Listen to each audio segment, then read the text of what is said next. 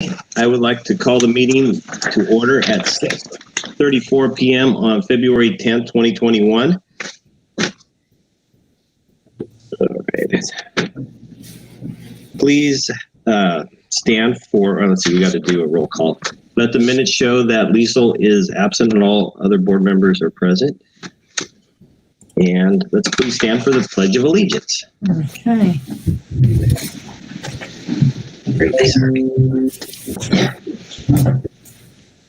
Okay. I pledge allegiance to the flag of the United States of America and to the republic for which it stands, one nation under God, indivisible, with liberty and justice for all. Justice for all.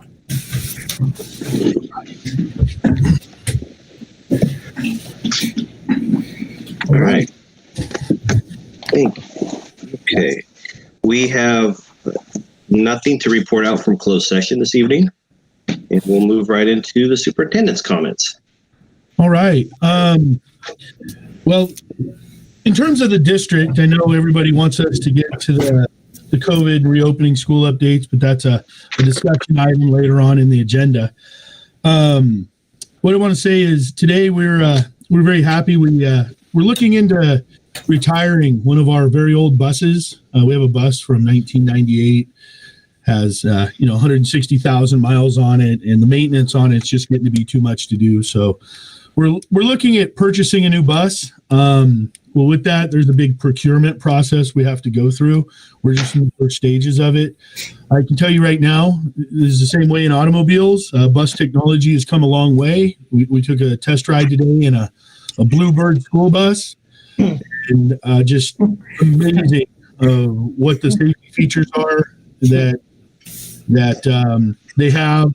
Just the ride, the technology they're in buses. So we're really excited to begin that process.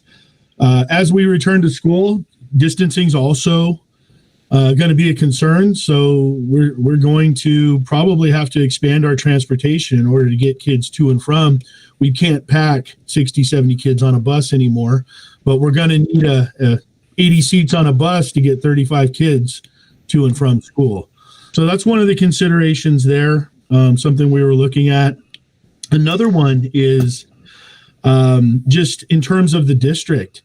We're a district that has a large number of inter-district transfers, and to put it quite simply, declining enrollment is happening across the state of California. Idaho, Nevada, Texas, Tennessee, Carolinas, or a lot of people are leaving California to move to these other states, and we're not immune to that. We have people in our own community that have chose to move to other states, but more so the neighboring districts as well are seeing it.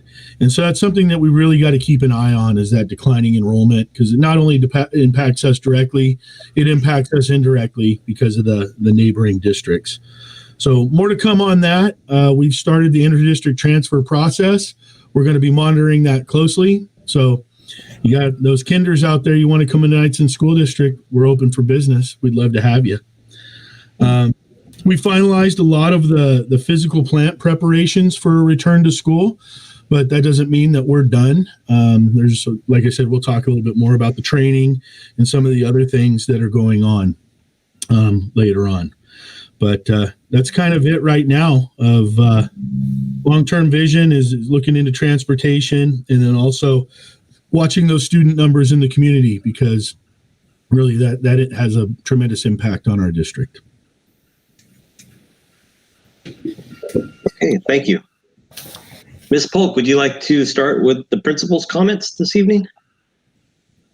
I will. Thank you. Good evening, members of the board and Superintendent Yurkovich.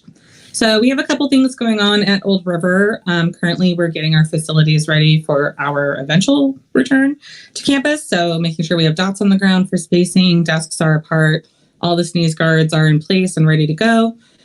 We've completed our fast bridge testing actually district-wide. So we've also been, our teachers have been working together and collaborating on the results of those assessments to figure out, what's working. And yes, we did have some growth and some good news with fast bridge testing in distance learning. So also, again, having those grade level conversations about next steps and what we should do next, given the data that's there and snapshot in time that it is. And we also currently are in the middle of a competition between our upper grades, 6th through 8th grade. They are participating in a competition this week, and one grade will win some pretty awesome prizes. They've got pizza and custom tumblers and bragging rights that go along with it. So we'll see it's pretty close right now, I'm not going to lie. So excited to see that happen. Great. Thank you. Principal Yurkovich? I'd like to talk briefly about our seamless summer option for school lunches. This is something that we service district-wide, but we're handling out of the Nights in School cafeteria. We have free food for children ages 0 to 18 from 11 a.m. to 1 p.m. every Wednesday and Friday. You don't need an appointment. Please come show up, bring your children. We'll be able to provide food for them. That's something that we've worked really hard to do to bring to our community. And we want to make sure that no child goes hungry. And remember, it doesn't have to be necessarily a student that goes to the Nights in School District. If there's any families out there in need, we're proud to be able to say that we're here to help. So it's 11 to 1 right now, Wednesday and Friday. We're looking at changing the hours up a little bit to meet our families' needs. Ms. Polk sent out a survey to the community that if there's a time that works better for you, that we can have more access to food for kids, please fill out that survey and we'll be able to respond accordingly. So that's the long and the short from Nights in School. And Harvey, just one, we're not having food service tomorrow or on Friday because holiday. Not Friday. No, Friday's a holiday. It's only for school days. Yeah. Yep. Thank you. Okay. The board member comments. I'll start with Ms. Pastor. No. Ms. Pagatti? I'll just say that I'm excited to see our numbers starting to drop and getting excited to gear up to get the kids coming back. Thank you. Dr. Gold? Oh, you're on mute. Sorry, I said that I would ditto Dolores' comments, and thank you. And I have nothing right now at this time. So we'll move along to approval of minutes from January 27, 2021. And I was absent, so I will abstain from now. So if there's a motion. I was absent too. I move to approve the minutes from January 27th, 2021. Okay, hold on a second. So if myself and Robin and Liesel isn't here, we don't have enough quorum. Yeah, correct. Approve We're those gonna have minutes. to push that out. Okay, thanks. Next time. Dan. Yep. All right, so we'll move that on to the next meeting. Okay. Parent Knights and Parent Teacher Club report. Oh, I did not get a report from our parents club. Okay, how about Old River? I did not receive anything. Okay. Moving along to the consent agenda. So by a single motion, the board approves the items and actions which reflect application of board policy and California Ed Code. Any item marked consent may be removed from the list at the option of a board member or the superintendent and acted on separately.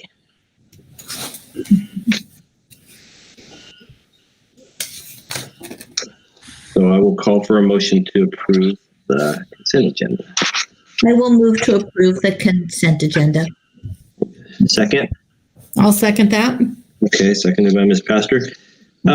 Diane, would you mind doing, or Harvey, would you mind doing a roll call vote just so it's a little bit cleaner on the voices on the computer? Roll call vote. Ms. Pastor, Aye. Dr. Gold, Here. Ms. Pagatti, Aye. Mr. Baldacchi. Aye. Okay, motion passes. All right, public input. I understand we have a few letters, so I'll turn it over to Ms. Bowden. Good evening, board members. We did receive 5 public comments for this evening. The first one, Kim Carone. Good evening, board members. My name is Kim Carone, and I am the parent of a second grader and a kindergarten student at Knightson Elementary. Both myself and my husband, Kyle, respectfully request that the board vote to return our students to the classroom. We fully support in-person learning and feel that there are sufficient safeguards in place to ensure the safety of our children and teachers and staff. It is imperative that we resume some sort of normalcy at this time to ensure our children's education is furthered. My nephews have been in school full-time in Oregon without any issues during this pandemic, and it makes me extremely sad to know that our own kids haven't. Please consider their social education as well as their core lessons and return them to the classroom. Kim and Kyle Carone. Second comment, Bobby Brown. Good evening. I have a question for the board meeting tonight. If the school reopens with hybrid or even regular, will daycare be reopening? I am sure that I will not be the only parent that is in need of daycare in order to properly return to work full time. Thank you for your time, Bobby Brown. Third comment. Good evening, board members. I know that at tonight's meeting, you will be discussing our students. This one's from Sandy O'Neill, sorry. I know that at tonight's meeting, you will be discussing our students' return dates. I want to share with you my personal reason for not wanting students in my room prior to being vaccinated. My wife, Lisa, and I have been mostly secluded since last March, doing all we can to avoid contracting COVID-19. Lisa is at a high risk due to several comorbidities. She has diabetes, heart disease, and is a 2-time breast cancer survivor. Additionally, she had a brain bleed and a hemorrhagic stroke in 2019, both necessitating brain surgery. With her compromised immune system, contracting the virus could potentially be deadly. We have a note from her doctor stating that she is at high risk, but as it stands, this is not adequate to give me a distance learning only accommodation. Within a couple of weeks, it appears that it will be mandatory that we bring back our most academically at-risk students. I am currently working with these students online, so I don't feel it is critical that I have them back in my room. Until I am vaccinated, I feel the risk of contamination from having 5 and eventually 2 cohorts of 14 in my classroom is a very scary prospect.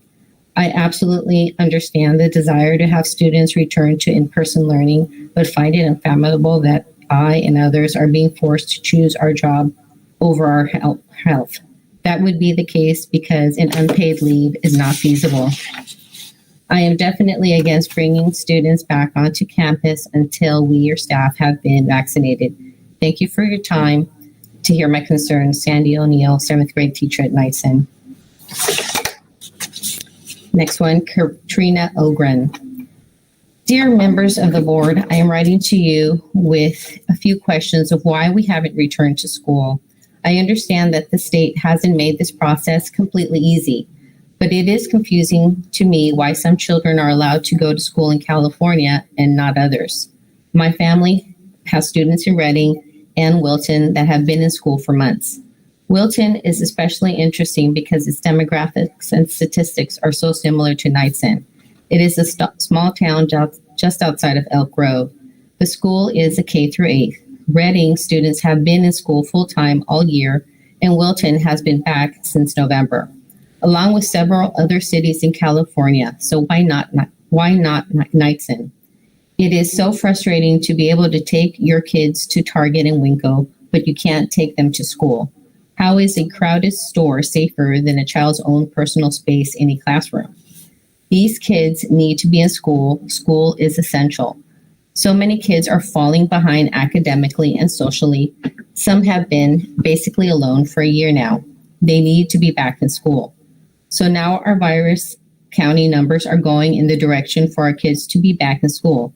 I am a nurse at John Muir, Walnut Creek, and see this daily. We have less and less cases of COVID in the hospital. Several of my coworkers' kids in San Ramon are going back to school today. But for some reason, now the focus is the vaccine. Why do Bay Area teachers need a vaccine to return to school? So many teachers throughout our nation have been able to teach in school without the vaccine. So many essential workers have been working over the last year without the vaccine. Why does this issue need to hold our children from getting back to school? Furthermore, the vaccine does not stop the spread of the virus. In fact, it makes things almost scarier. If a person is fully vaccinated, there's a large chance that this person will not have symptoms when exposed to the virus, but they can still spread the virus. There are Knightson teachers that want to be back in school. There are Knightson students that want to be back in school. So let these teachers teach and the students learn in school. When this pandemic began, it seemed like Knightson was driven and focused on getting these kids back to school. And this time has passed. Knightson seems less driven. It feels like the headache of all the logistics has broken our spirit of returning to school. It seems like we should be taking advantage of our smaller district numbers and developing a plan to get our kids back to school. With such a smaller population at each school compared to other nearby schools, Knightson should be leading the way. Thank you for listening and for your time. Concerned Knightson parent Katrina Ogren. Last letter from Shauna Kramer, teacher at KES, and Christina Fuentes, teacher at Old River. Dear Knightson School Board, we are writing to ask that you not have students return to our campuses until after all staff members have been immunized against COVID-19. This pandemic killed over 2.3 million people in 1 year, which is most likely an undercount.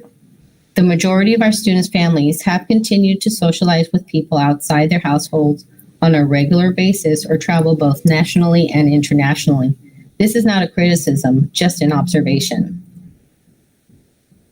Please consider that you yourselves are meeting virtually while at the same time asking staff to be exposed daily to 28 or more students, people in students' households, and all the additional people that they have been socializing in person with.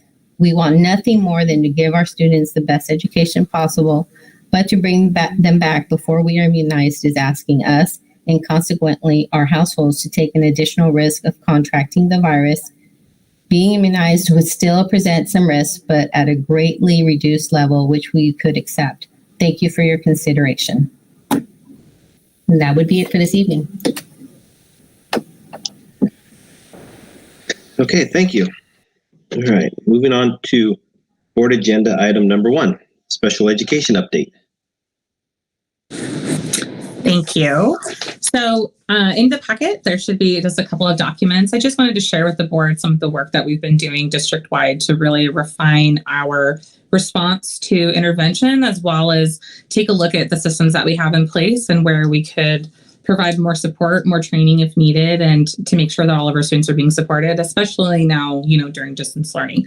So the flow chart is just kind of a visual for the next protocol page. So this is something that we've rolled out with staff, but have been working on for the last few months, really kind of targeting, again, that on-site support, making sure that we give them the least restrictive environment, meaning those supports as best we can inside the classroom without necessarily having to pull students out or bombard students with services that we could be creative about and how, keep them in their classroom. And so the protocols really are just kind of there as a guide for our staff. Again, it's a new system with a new administrator. So we're really just trying to take what was already in place and really, again, just refine the process, really implement that SST, encourage the collaboration and the support, again, of students inside the classroom. We have also set up a training with SELPA, which is our local special education planning committee, as you guys know. So they're going to be starting training actually here in the next few weeks for our TK through 3 group district-wide.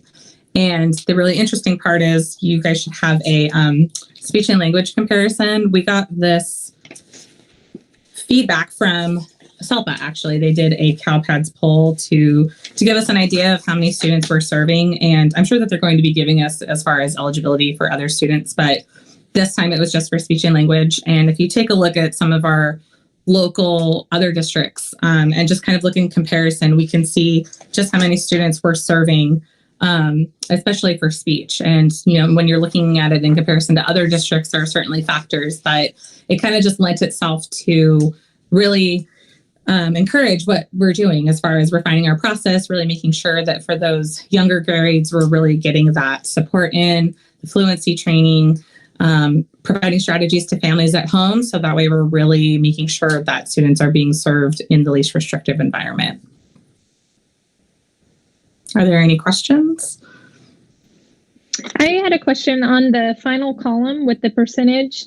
What is the significance of that? And I noticed that Knightson is the highest percentage there. So that's just basically showing as far as the amount of students that we have that are being served with speech services. Is there any significance to the percentage? So that's speech in ratio to the total IEP. So does that signify anything? Yeah. So what it's showing for our district specifically is we have a really high percentage of students that are being served either just speech only or have additional speech services. So the part where it says SLI 1, that's indicating that students qualified with an IEP due to some speech and language impairment. And so if you take a look at 38 out of 81, that's almost half of our students are being served on a speech only IEP. And so for us, Okay. that's a pretty high number. And so granted, there are other districts on that form. Again, that's why SELPA being countywide, they give you kind of everybody. But if we look at in comparison to another district that's slightly larger, and they have a larger number as well, we're just wanting to make sure that there's not any discrepancies with our service model for students, because there are certainly students that will need speech support. We just want to make sure if it's a fluency concern, if it's phonetic concern or anything like that, we can provide those again, additional strategies, practice, what have you, doing more kind of in that classroom setting versus pulling kids out and providing speech separately. Okay, thank you.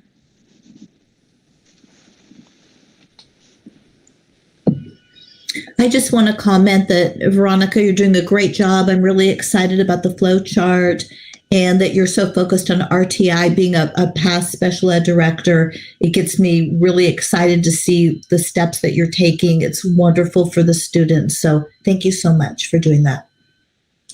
Thank you. And really, we have amazing staff district-wide, and I feel very fortunate to be able to work with the team that we have. And truly, this is just a matter of putting onto paper what everyone's kind of been doing. So we just wanted to share with you guys. It's nice to see it in writing and have we know exactly who to go to if we have a question about something.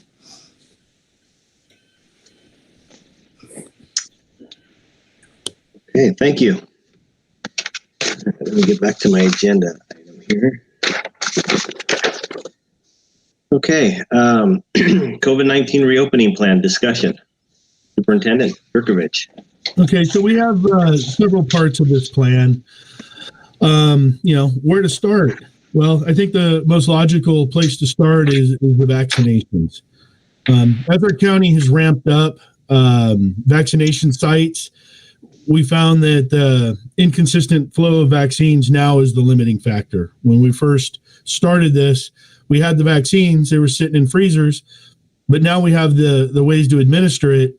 But the vaccine flow is kind of what's the tipping point on the vaccine end, the irregular supply. With Johnson & Johnson coming in, it's a one-shot vaccine. It doesn't need a special freezer. That's going to be a game changer for us because really we're not having to manage the first shot versus the second shot. You have some counties that gave out a bunch of first shots. Now the supply has dipped. People are coming due for that second shot. There's no second shot to give. So it was a management nightmare with the first and second shot. It led for a lot of questions as why are so many shots sitting in the freezer? Well, we have to wait the 28 days to give the people the second shot from the first one. The Johnson & Johnson vaccine, that's going to change that dynamic tremendously. There's no need to return to get that second shot. And you can put a clinic just about anywhere they have a freezer. So that's where a lot of the Walgreens, Safeways are going to be able to do it. I know Safeway's opening up right now with the current shots. I think that's great for our 65 and older population. Plus, it keeps people out of the hospitals where, people congregate that are sick in hospitals. So it's a good thing to be partnering with those in the community. The return to school is not a flip of a switch. And I know we all want to get back to school. Knightson School's in the process of doing that. We've had a few kids coming back so far. Families have been getting calls to bring more and more kids back. And the kids with the learning loss will be the kids that come back first.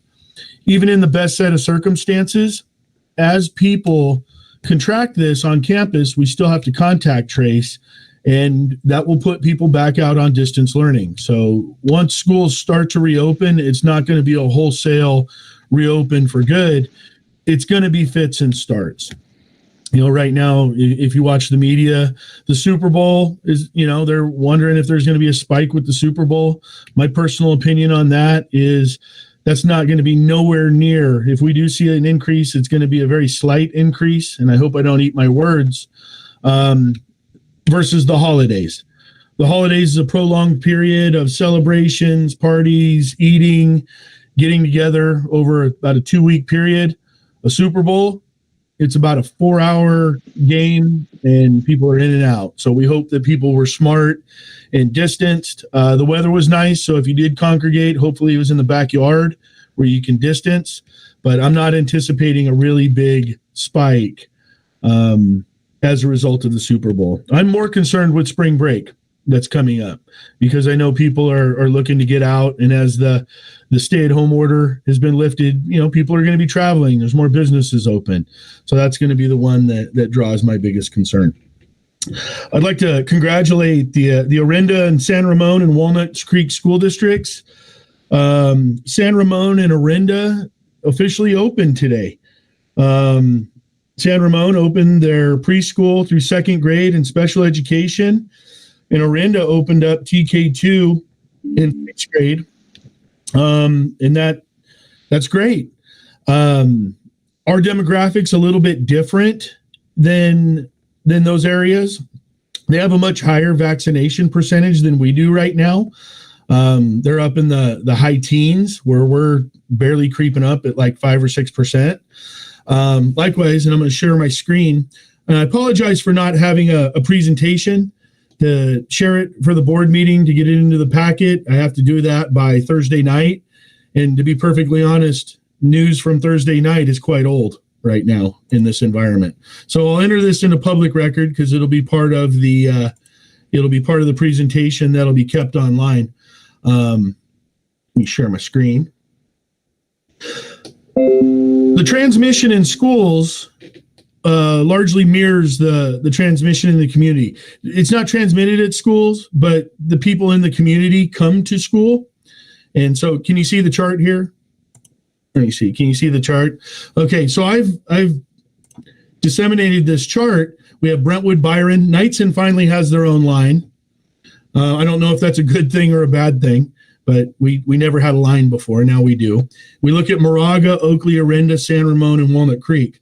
And if we look at the number of cases over 14 days, you can see that Moraga, Orinda, and San Ramon are anywhere between 105 and 125, where a large portion of our kids, Byron, that's the old river, that's 425, Brentwood's a 408. Walnut Creek's a little bit higher. They're at 210, but we still have a little bit more, 2 to 3 times more transmission out here than we do in the areas that are reopening. I just want you to keep that in mind.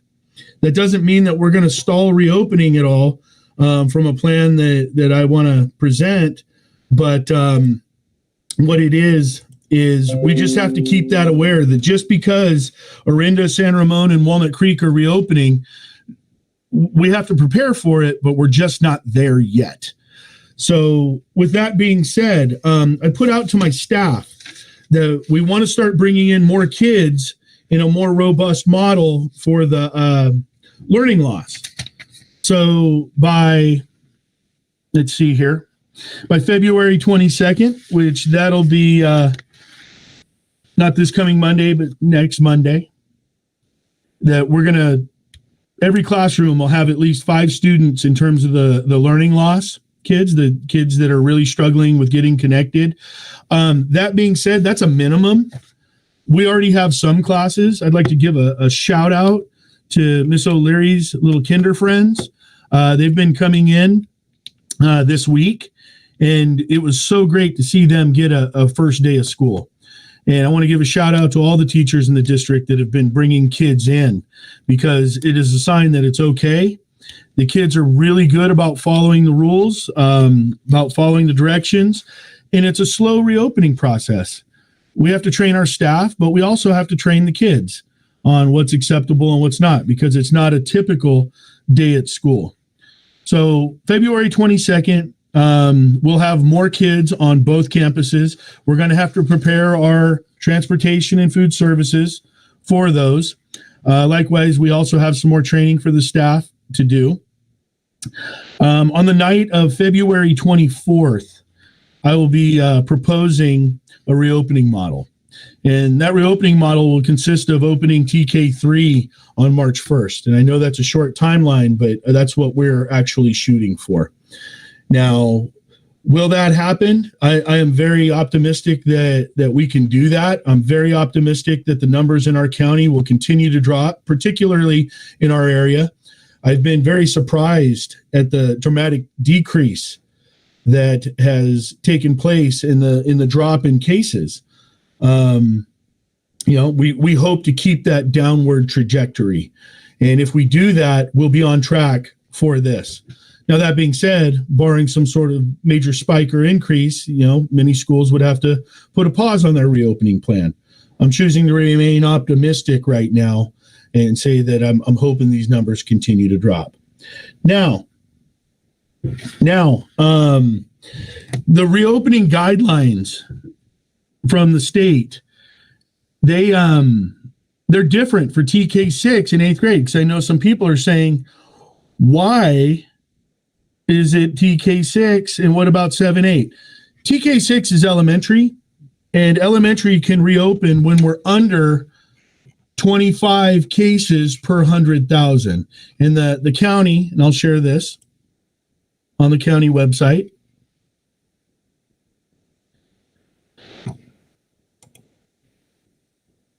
has dedicated a spot on their page about reopening schools. And so on the county webpage under coronavirus, they have the adjusted case rate. This number here has to remain under 25 per 100,000 for TK6 to open. And you can see since January, we were way up here at about 50, and those cases have dropped by more than half. These days up front are just anticipated. They can go up, they can go down, because it's a 7-day rolling average. But you can see where schools were able to open. That's when they hit the adjusted rate of 25. That's kind of the magic number. Now, can you just flip a switch and reopen? No. We have a COVID protection plan. We have a COVID safety checklist. We have a reopening plan. We have to submit it to the County Office of Education. We have to submit it to the Contra Costa County Public Health and the State Department of Public Health. All three entities have to approve this plan. They have 7 days to approve it. We submitted ours. Just yesterday, so we still have until about the 17th to wait to see if we need to do any improvements or feedback on it. In that time, we're going to continue to train our staff. We're going to continue to welcome students back on campus, and that's by the teacher reaching out to the family for those that have connectivity issues or learning loss. And it's a gradual reopening of schools. And that's the way it needs to be, because we have to test our systems and we have to build capacity. And then we also have to wait for the right timelines as well. So barring anything unforeseen, I will be prepared to come up with some official reopen dates. Right now, TK3 would be a March 1st proposed date. And I'm going to hold off on that because 2 weeks after that, we have spring break. And that's my big concern right there, is for spring break. Now, we've had a question earlier about childcare. One of the clear directives are you have to keep a consistent cohort, which means that kids can't be flip-flopping from AM, PM. We really have to watch kids mixing in terms of going from one classroom to another. We can't do that. Daycare is something that I know is near and dear to our parents' hearts.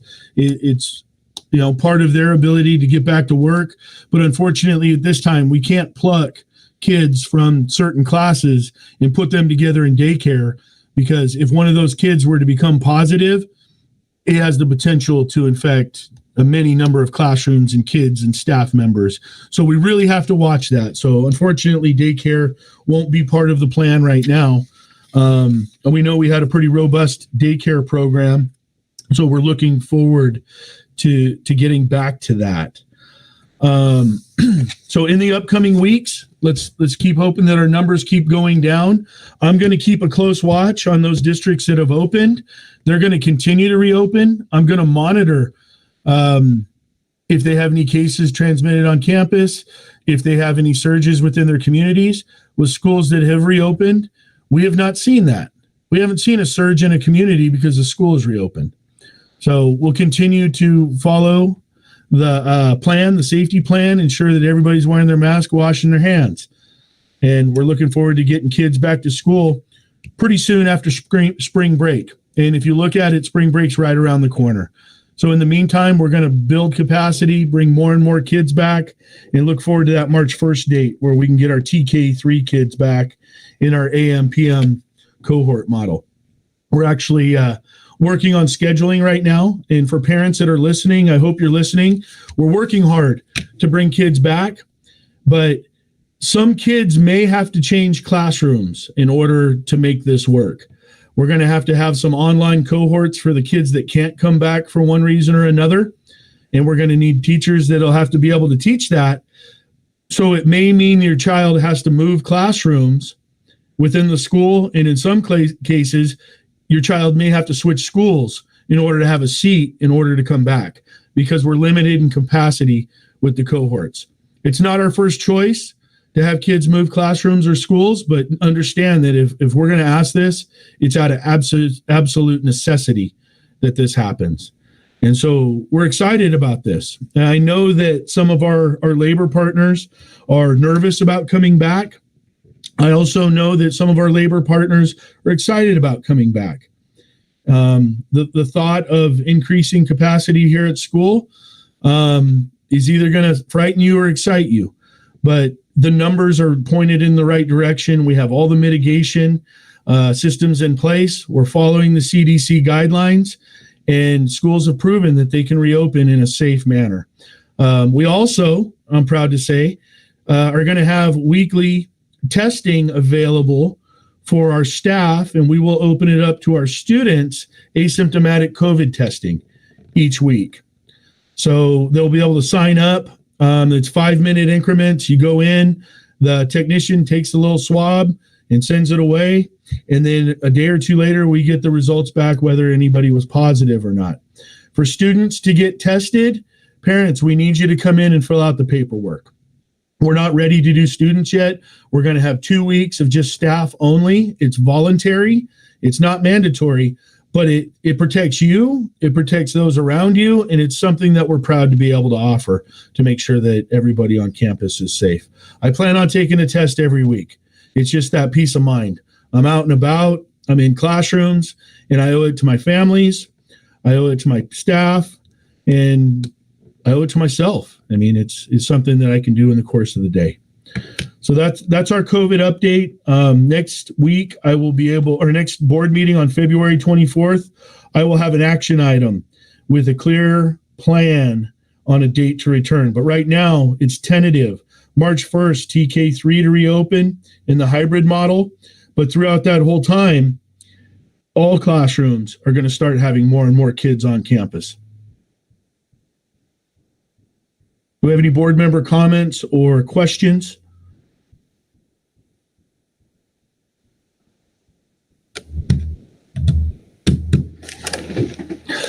Not everybody at once. Okay. Well, I will say that grades 7 and 8 can reopen in the red tier. So, what date we were proposed to reopen, if we're in the red tier, 7th and 8th will be included in that as well. The red tier is 7 per 100,000. We still have a ways to go for that. We're at 20, but every day it's been dropping by at least 0.5% or a whole percent. Some of the indications right now from public health is mid-March, we might be down into that 7. And I think that's being hopeful. But if we're there, that can definitely impact our reopen date. We can try to roll that forward. If we're truly, in fact, at 7 per 100,000, that means the transmission rate is very low, and we can take that in consideration when we're open for 8. We'll have a better idea on our next board meeting.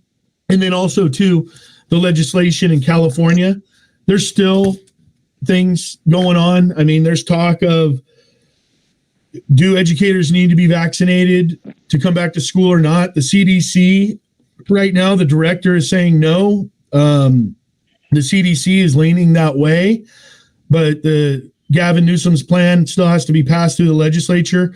And quite honestly, if things don't go as planned, those schools that are open may struggle to stay open with some of the legislation coming down. So that's another part that we're watching closely. The legislature is under a lot of heat to come up with a plan and approve this plan. I fully anticipate them to be done with this, if not this week, early next week, and we'll have a lot more direction from the state level at that time.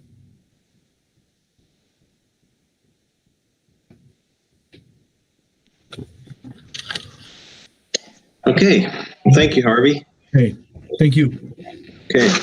Well, that looks like it wraps up our agenda items for this evening. Does any board members have any future agenda items that they would like to have presented? Okay. Oh, future agenda item. Yes. February 24th, reopening approval of reopening dates. Okay. No future agenda item.